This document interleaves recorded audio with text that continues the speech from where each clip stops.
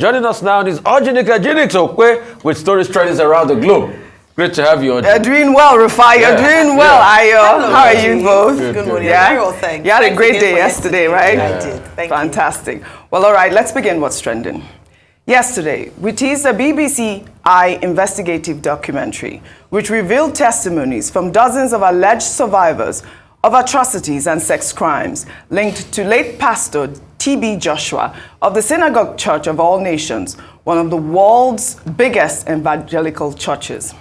The pastor, who died on June 5th, 2021, was said to have secretly committed sexual crimes on a mass scale, abusing and raping young women from around the world several times a week for nearly 20 years. According to the BBC, the documentary was completed after a 2-year investigation in collaboration with international media platform Open Democracy, and involved more than 15 BBC journalists across 3 continents. They gathered archived video recordings, documents, and hundreds of hours of interviews to uncover the harrowing stories. The 3-part documentary, which was released on January 8th, has since gone viral, with millions of views on the internet. Well, let's take a look at a short clip of the documentary before we come back for a discussion. At that time, when they see anybody sleeping, that person will be in trouble. There would be times that I'd be falling asleep like this, and he would say, "Stand up." And you literally have to stand up, and then at times I would fall asleep while standing. Somebody was so tired, he slept, opened his mouth. T.B. Joshua led 4 boys. They pee inside his mouth. Fasting and lack of sleep took place before disciples' deliverances, psychologically destroying us to the point that I will do whatever you say. You become almost like a zombie. I didn't know I was joining a cult. I thought I was joining a church. He was building the church itself. In these constructions were going on fast. It's like his dream. Something that can beat the Gothic temples in Europe. Everybody worked to build this massive structure. T.B. Joshua was trying to create his own empire. Behind the scenes, you've got a workforce with no pay. We were a machine around him. He wouldn't have been able to do it without all the disciples. Been laid flat on the floor. My skirt was lifted up and I was just naked. He hit me with that horse whip. He will actually lie down on the floor. He will use it.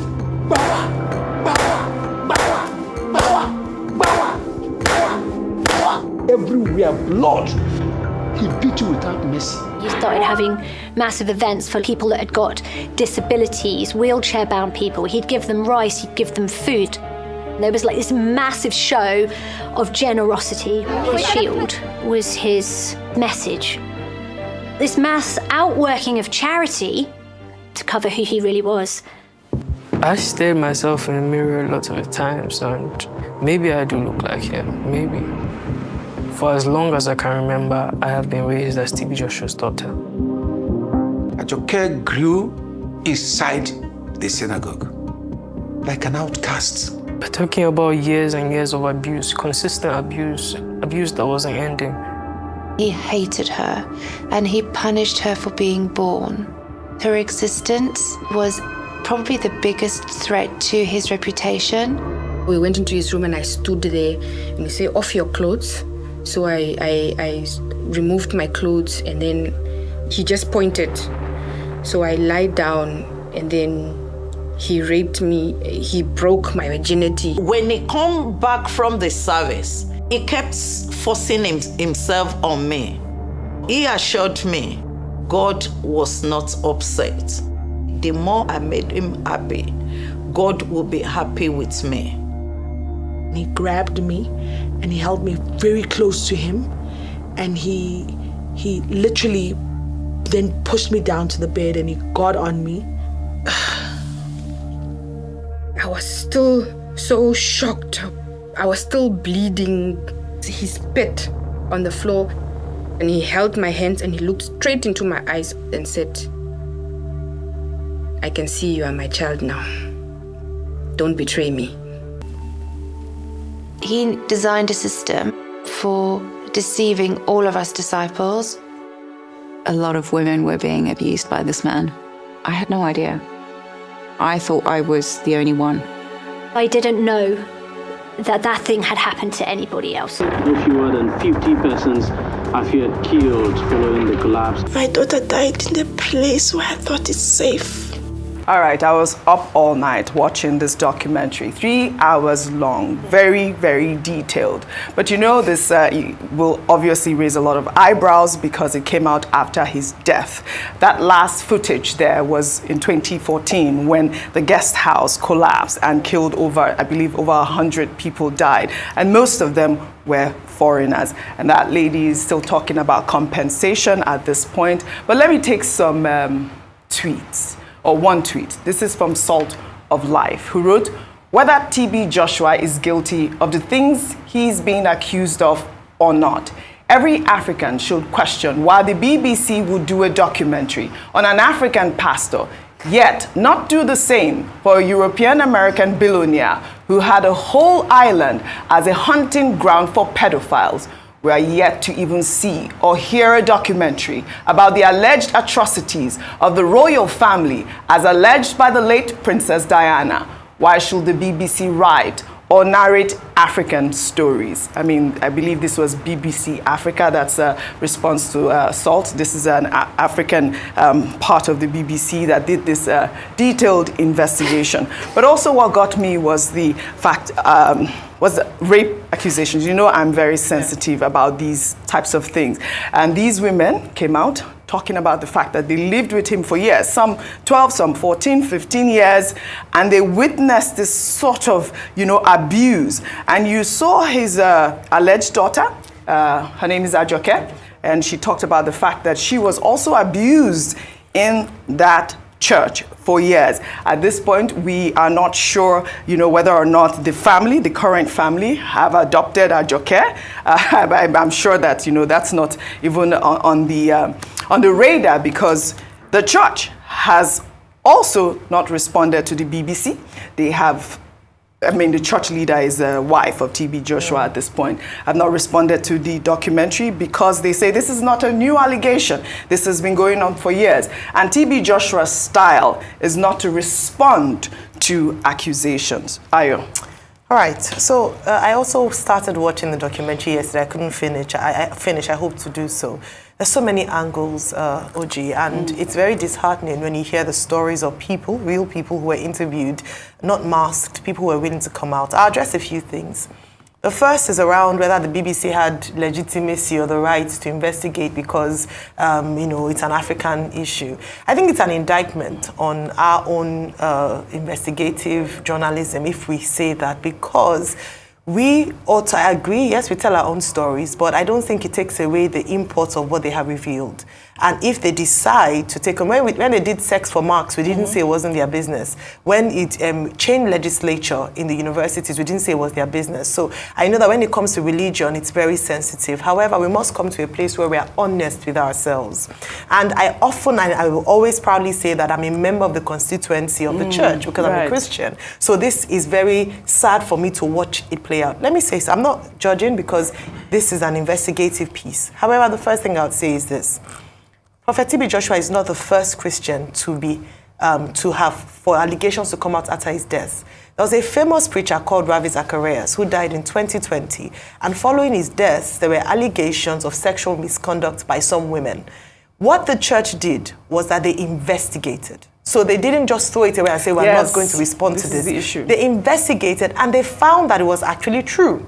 And so what they did was that they apologized to these women, and then they took out his name out of certain things, and there was some form of, repentance. Yes. The Christian faith is about repentance. When you find out something is wrong, no one is above mistake. There's no superhuman being on this earth. And so the take from what I've heard, I'm not very impressed by that they're just discounting people's experiences without any form of investigation. And the fact that this is not the first time it's coming out. Absolutely Similar to, you should read the Ravi Zachariah story. Exactly the same thing. There were allegations, but the church had quietened it down and not investigated. But they were pressured to do so after his death, when even more allegations came out and lawyers were defending these women. So I believe that rather than the church coming out and saying, oh, we're going to, it's just an attack on his integrity, I think it's quite irresponsible to do that. I believe that the next line of action, in the spirit of protecting, I said it earlier when I was speaking, no human life is more important than another human life. If there are allegations of misconduct, investigate. And even for the sake of the future and for legacy's sake, come out and say that we've investigated thoroughly and we found him not guilty, innocent, and these people are lying. Then we can rest assured. So I don't think it's okay to just bury it and say, oh, let's leave it. That's one. Then the final point I'll make is this. When you read about this, sexual misconduct in the church is not new. It's happened over the years, whether in the Catholic Church, whether in Pentecostalism, in many churches. Unfortunately, what is done is that it's buried. There are a lot of cult systems that are operating as churches. Let me put it that way. There are cults that operate as churches. And we need to uncover this, not just because of its impugning on the integrity of the church, but also the innocent lives that are being destroyed on a daily basis by this. Jesus came to this world to die for everybody, not more for the pastor than the congregation. So we should protect the lives of young people, men, women, boys, girls, if we really love God, as we say. So I don't stand for burying, things like this. I think it should be investigated. They should be apologized to, and if possible, the church should build a system where we can prevent such cults from operating. If it does exist, I mean, it does exist. I'm not saying this one until investigation is completed. I totally agree with you, Ayo, and I think that you hit the right notes here. I mean, they are claiming that, previous claims that have been, circulating have been unfounded. But we will say that TB Joshua has passed. And, maybe they want to continue with his legacy of, not addressing issues, whether or not they have addressed issues in the past. Like Ayo has said, I think that it is important that they reach out to these women, even Ajoke, all of these people that have come out now to, expose their pain to the world so that, there's some sort of closure. Rufai, really quickly. First, this is a very sad one, and my heart goes out to all of those that told their story. I would also say we have to have an independent investigation. Right. And this might not even be led by the church. If the church wants to have accountability, it should lead it. But this might not be led by the church. Government should be involved in this. Because there were many crimes that were committed that also had to do with the government of the day. If my memory serves me right, when that building collapsed in 2014, President Goodluck Jonathan was there. He visited, correct. He visited. What was the end result of the investigation of that building collapse? Well, they said that the building lacked integrity. It lacked integrity. What were the penalties put in place? That's why I say there needs to be holistic. But in all fairness, kudos to the BBC. And for the person that sent a tweet, yes, the BBC has a right to do investigation. And let's not be cheeky. They have done investigation and reports on the likes of Epstein, even the royal family. If not for a panoramic documentary, we will not see all the fractures in the royal documentary. So, because you have your own personal vendetta against the BBC, do not slam them. I have, when they go wrong, I say it. Yes, but, you do. And please, do not indict the Nigerian media. I take strong exceptions to that. Do you know the first time I heard of the name TB Joshua?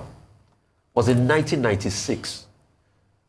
Through a very investigative journalist called Kolawole Olawuyi. Nkambe mewa nshele nduniyo. And you Obama loko ufirumushe fancy ete. Wow, your Yoruba is anybody so sweet. The baller, the Debanle. Rufai, Kola Olawuyi used to have a program on Radio Nigeria on AM in Ibadan, Saturday morning. He did it on OGBC2 FM stereo Friday, Saturday morning in Ibadan. And as of 1996, he did an in-depth investigative report, making most of these allegations out about TB Joshua. Kola Olawuyi was Nigerian, God bless his soul. He had done reports, and there have been many reports out like this. What you will just say is, yes, because of the BBC stature, because they have more influence capital than the likes of Kolawole Olawuyi, they were independent journalists, they got it out there. what is most important is, it's an indictment of us in society that for all these years, we did not have an independent investigation to be able to verify the veracity of all of this story being told. And that's what the church should subject themselves to now, to be able to get all the parts. I mean, we've had people that, like Ayo stated the case of a pastor, that after their death, they were found guilty, and the church made amendment. So, and that's why I go back to this word. Touch not my anointed does not mean the anointed must be stupid. Touch not my anointed means the anointed too must be accountable to God and be responsible. Right. Because we are so quick to say in Christendom, touch not my anointed, don't speak evil of a man of God. Cases must be investigated, but men of God too must be careful. The people kept under their flock is for them to love and upgrade their lives. You must not hear things like this of man pick. And for pastors that are doing this, because it's not today, we've had pastors with various sexual scandals here and there. Please stop it. You cannot say you serve God and you have a vice and you cannot deal with it. May God help all of us, because we are working towards perfection. Nobody is perfect. All right. But this can be independently investigated. Very well said, but we're waiting for that investigation. I'm going to run through these stories. I believe you guys have touched on some of them earlier. We'll take another story following up on the suspension of Dr. Betta Edu, embattled Minister of Humanitarian Affairs and Poverty Alleviation, who on Monday was denied access to see President Bola Ahmed Tinubu at the State House in Abuja. Betta Edu arrived at the presidential villa shortly after her suspension was announced by the presidency. She had passed all security checks, but was blocked from entering the president's office. The suspended minister was subsequently escorted out of the presidential villa by protocol officials and her access tag reportedly withdrawn by the president's security team. The president directed the Economic and Financial Crimes Commission to conduct a thorough investigation into all aspects of the financial transaction involving the humanitarian ministry. We can't take a tweet, but, I didn't think that this was called for, the way that she was, escorted out of that presidential villa. We did see that video. I mean, I believe earlier I heard you say that even though that the EFCC is investigating this issue, I think that they should take care in treating people with respect and dignity, because also the Economic and Financial Crimes Commission on Monday had detained the former Minister of Humanitarian Affairs, Disaster Management and Social Development, Sadia Umar Farouk, for questioning over allegations of corruption in the handling of 37.1 billion social intervention funds during her tenure. The former minister, in a post on X, confirmed her arrival, stating, "I have, at my behest, arrived at the headquarters of the Economic and Financial Crimes Commission to honor the invitation by the Anti-Graft Agency to offer clarification in respect of some issues that the Commission is investigating." We'll call on that commission to ensure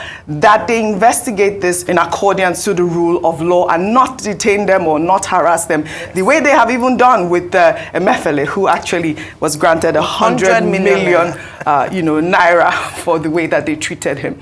But, in the meantime, President Bola Ahmed Tinubu also on Monday dismissed the Chief Executive Officer of the Federal Competition and Consumer Protection Commission, Babatunde Irukera, and Director General CEO Bureau of Public Enterprises, Alex Ayola Oko.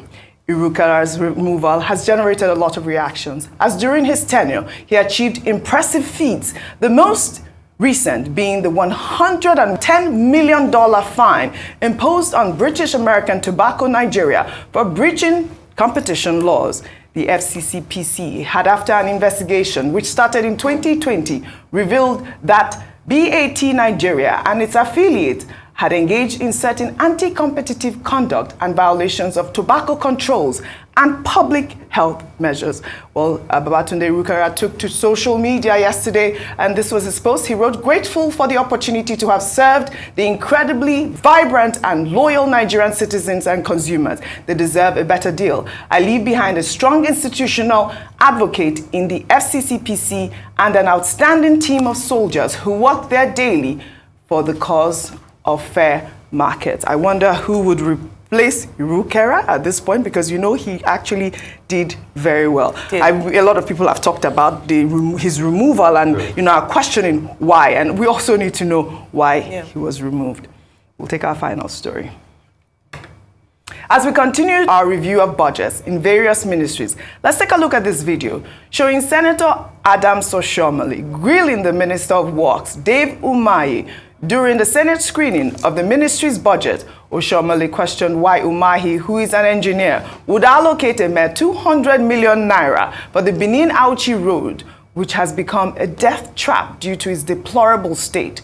Oshiomhole also accused Umahi of abandoning his core mandate of road construction and delving into the role of the Federal Road Maintenance Agency. Let's take a look. This budget has dashed the hope of 200 million Nigerians, because none of those roads that we complain about has a location that will enable any contractor other than tuke contractors who just want to collect some money, and yet Nigerians will what's up. How can you, and I will insist with the permission of the chairman and the co-chair, that you provide an answer as to what you intend to do with 200 million to fix Benin-Auchi road, and how much do you intend to spend per kilometer in that road, so that it can give us a window into how your mind is working that led to this kind of allocation. I emphasize only this, but I even see where, when I look at the overall budget, it will appear that the ministry is more interested in maintaining roads rather than concentrating on your core mandate. The maintenance of roads fall within the purview of FEMA. FEMA is charged with the responsibility of maintaining failed roads. So, for example, I saw where you allocated 1.4 million to replace some roads in about 3 zones in the South. And I'm like, there must be a magician in the Ministry of Works under your leadership. How? We can go page by page. Everything here will lead us to the very dirty past. How Nigeria throw money away. All right, I think Oshiomhole spoke very well here. I mean, 200 million naira on that Benin-Auchi.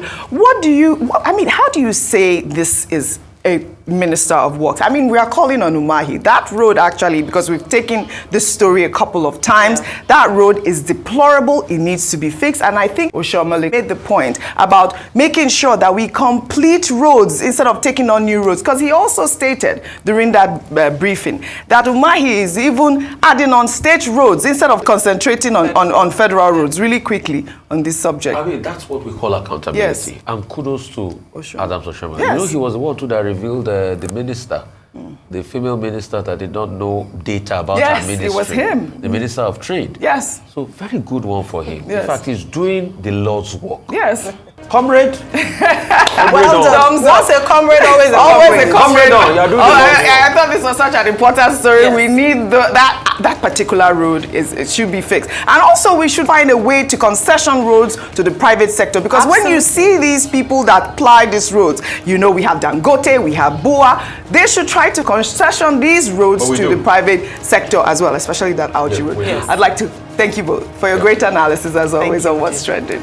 Well, that's all I have for you on What's Trending today. I'll see you all tomorrow.